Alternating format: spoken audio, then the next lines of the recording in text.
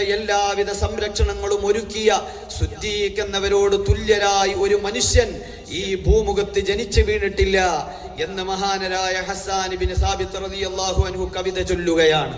ഹസ്സാൻ ഇബ്നു സാബിത്ത് റളിയല്ലാഹു അൻഹുവിന്റെ ദീവാൻ പരിശോധിക്കുമ്പോൾ നബി സല്ലല്ലാഹു അലൈഹി വസല്ലമ തങ്ങളെ പുകഴ്ത്തി പറഞ്ഞ നിരവധി അനവധി കവിതകൾ നമുക്ക് കാണാൻ കഴിയും.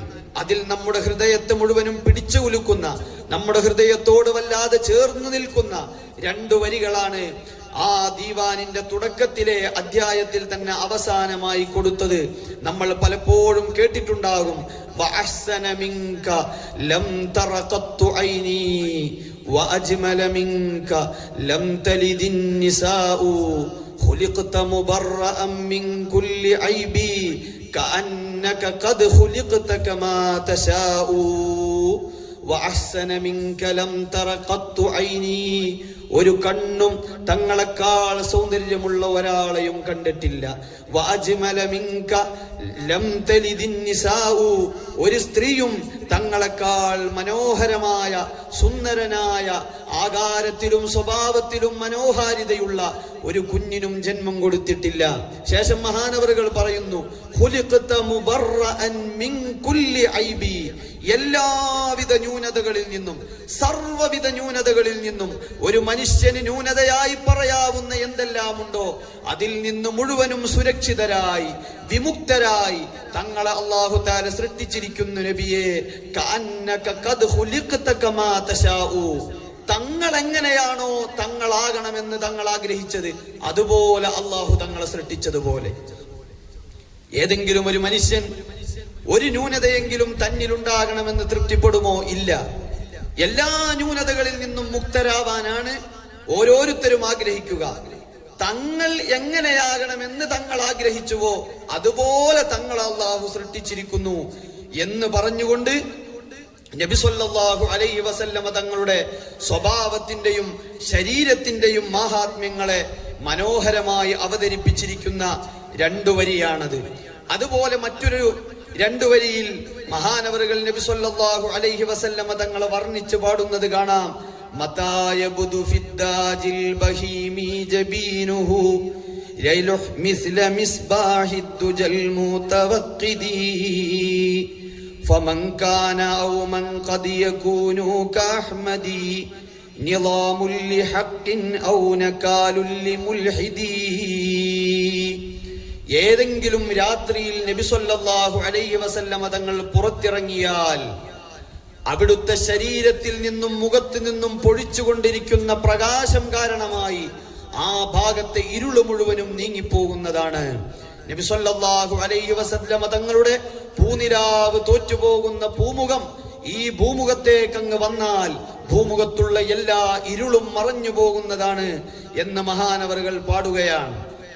ഇതുപോലെ നബി സല്ലല്ലാഹു അലൈഹി വസല്ലമ തങ്ങളെ മദ്ഹ് ചെയ്തുകൊണ്ട് മഹാനവറുകൾ നിരവധി കവിതകൾ പാടിയിട്ടുണ്ട്. അതുപോലെ തന്നെ മഹാനവറുകൾ ചെയ്ത ഒരു ദൗത്യമാണ്, നിർവഹിച്ച ഒരു ദൗത്യമാണ്, പരിശുദ്ധ ഇസ്ലാമിനെതിരെ ആര് ആക്ഷേപം വർഷിച്ചുവോ അവരെ മുഴുവനും തെരഞ്ഞു പിടിച്ച് അവരുടെ കുടുംബത്തെ അടക്കം വിമർശിക്കുന്ന ജാഹിലിയ കാലത്തെ അതേ ശൈലിയിൽ അവരോട് മറുപടി പറയാറുണ്ടായിരുന്നു മഹാനരായ ഹസ്സാൻ ഇബ്നു സാബിത്ത് റളിയല്ലാഹു അൻഹു. അബൂ സുഫിയാൻ നമുക്കെല്ലാവർക്കും അറിയാം, പിൽക്കാലത്ത് വിശുദ്ധ ഇസ്ലാമിലേക്ക് കടന്നു വന്ന വലിയ സ്വഹാബി വര്യനാണ് റളിയല്ലാഹു അൻഹു. മഹാനവറുകൾ ഒരു കാലത്ത് വിശുദ്ധ ഇസ്ലാമിന്റെ ശാസ്ത്രവചേരിയിലായിരുന്നപ്പോൾ നബി സല്ലല്ലാഹു അലൈഹി വസല്ലമ തങ്ങളെ വിമർശിച്ചുകൊണ്ടും അധിക്ഷേപിച്ചുകൊണ്ടും ഒരുപാട് കവിത ചൊല്ലിയിരുന്നു. ആ സമയത്ത് മഹാനവറുകൾ തിരിച്ചു പാടി, ഹജൗത മുഹമ്മദൻ ഫഅജബ്തു അൻഹു വഇൻദല്ലാഹി ഫീ ദാകൽ ജസാഉ. അബൂ സുഫിയാനെ, നിങ്ങൾ എന്റെ മുത്തുനബി സല്ലല്ലാഹു അലൈഹി വസല്ലമ തങ്ങളെ പരിഹസിച്ചു, ഞാൻ അതിന് നിങ്ങൾക്ക് മറുപടി പറഞ്ഞു. ഞാൻ ആ മറുപടി പറഞ്ഞതിൽ എനിക്ക് പ്രതിഫലമുണ്ട്. അതഹ്ജൂഹു വലസ്ത ലഹു ബികുഫ്വിൻ ഫശർറുകുമാ ലിഖൈരികുമൽ ഫിദാഉ. എന്തർഹതയുണ്ട് നിനക്ക് നബി സല്ലല്ലാഹു അലൈഹി വസല്ലമ തങ്ങളെ അധിക്ഷേപിക്കാൻ? നിനക്ക് എന്ത് സ്ഥാനമുണ്ട്, എന്ത് അവകാശമുണ്ട് നബി സല്ലല്ലാഹു അലൈഹി വസല്ലമ തങ്ങളെ അധിക്ഷേപിക്കാൻ? അതുകൊണ്ട് നീ നബി സല്ലല്ലാഹു അലൈഹി വസല്ലമ തങ്ങൾക്കെതിരെ ഒന്നും പറയാൻ അശേഷം അർഹതയില്ലാത്തവനാണ്. എടോ, ഹജൗത മുബാറകൻ ബർറൻ ഹനീഫ അമീനല്ലാഹി ശീമതുഹുൽ വഫാഉ. ജീവിതം മുഴുക്കെ സ്വഭാവ വൈശിഷ്ട്യത്തിന്റെ ഉച്ചസ്ഥായിയിൽ നിൽക്കുന്ന മുത്തുനബി സല്ലല്ലാഹു അലൈഹി വസല്ലമ തങ്ങളെ, ഏറ്റവും അനുഗ്രഹീതരായ, ഏറ്റവും ഈ ലോകത്തിന് കാരുണ്യം വർഷിച്ച, നന്മയുടെ എല്ലാ ആശയങ്ങളിലേക്കും ആകൃഷ്ടരായി തിന്മയിൽ നിന്ന് അങ്ങേയറ്റം അകലം പാലിക്കുന്ന മുത്തുനബി സല്ലല്ലാഹു അലൈഹി വസല്ലമ തങ്ങളെ നീ ആക്ഷേപിക്കുകയാണോ? ഫമൻ യഹ്ജു റസൂലല്ലാഹി മിൻകും വയംദഹുഹു വയൻസുറുഹു സവാഉ. നിങ്ങൾ നബി സല്ലല്ലാഹു അലൈഹി വസല്ലമ തങ്ങളെ ആക്ഷേപിച്ചാലും നബി തങ്ങളെ പുകഴ്ത്തിയാലും സഹായിച്ചാലും വിമർശിച്ചാലും ഞങ്ങൾക്കത് പ്രശ്നമല്ല എന്ന് പറഞ്ഞുകൊണ്ട് മഹാനവറുകൾ ഒരു വരി ചൊല്ലുകയാണ്. ആ വരിയുടെ പ്രാധാന്യം മഹദിയായ സയ്യിദത്തുനാ ആയിഷത്തു തുഹ്റ, ആയിഷത്തു സിദ്ദീഖ റളിയല്ലാഹു അൻഹ പിൽക്കാലത്ത് പറയുന്നുണ്ട്, ഇന്നി അർജു, ഞാൻ പ്രതീക്ഷിക്കുന്നു ഈ ഒരു വരി കൊണ്ട് മാത്രം അല്ലാഹു സുബ്ഹാനഹു വ തആല ഹസ്സാൻ ഇബ്നു സാബിത്തിനെ നാളെ സ്വർഗ്ഗത്തിൽ പ്രവേശിപ്പിച്ചേക്കാം. അങ്ങനെ ആയിഷ റളിയല്ലാഹു അൻഹ പറയാൻ കാരണമായ രണ്ട് വരികൾ മഹാനവറുകൾ പിന്നീട് ചൊല്ലി, ഫഇന്ന അബീ വവാലിദഹു വഇർളി ലിഇർളി മുഹമ്മദിൻ മിൻകും വിഖാഉ.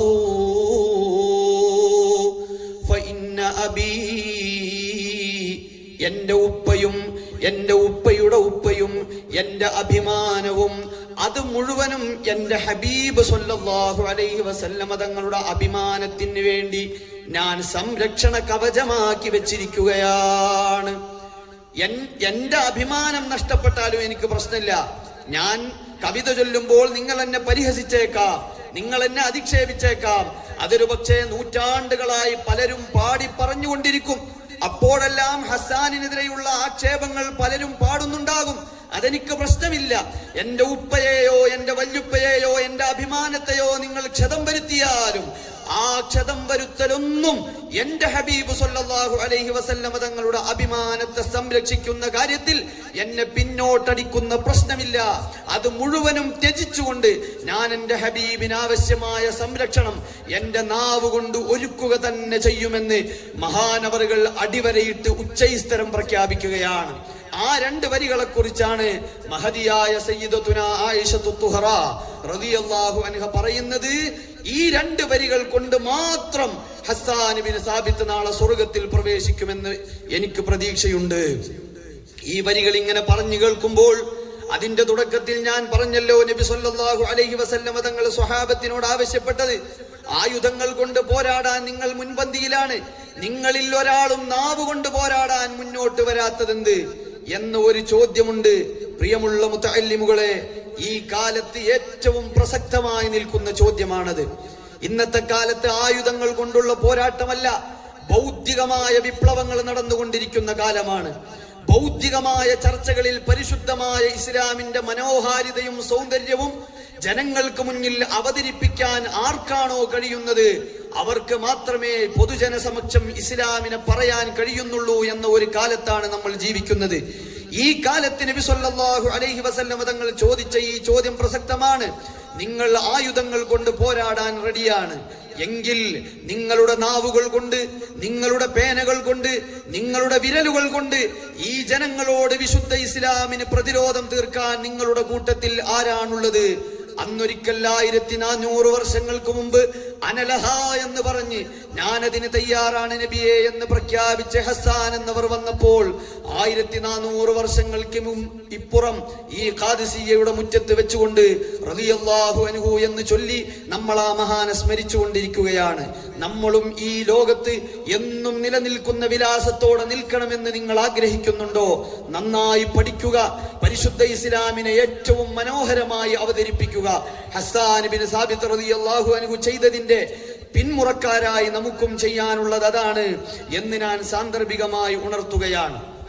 നബി സല്ലല്ലാഹു അലൈഹി വസല്ലമ തങ്ങൾ പരിശുദ്ധമായ മക്കയിൽ നിന്ന് മദീനയിലേക്ക് വരുന്നതിനു മുമ്പ് മക്കയിൽ ഉണ്ടായപ്പോൾ നടന്ന സംഭവമാണല്ലോ അഖബ ഉടമ്പടി.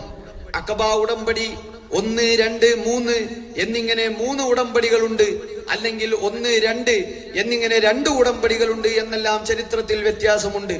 ആദ്യത്തെ ഉടമ്പടിയെ പറ്റി ഉടമ്പടി എന്ന് എണ്ണാമോ എണ്ണില്ലേ എന്ന തർക്കം കൊണ്ടാണ് 3ഓ 2ഓ എന്ന തർക്കം വന്നിട്ടുള്ളത്.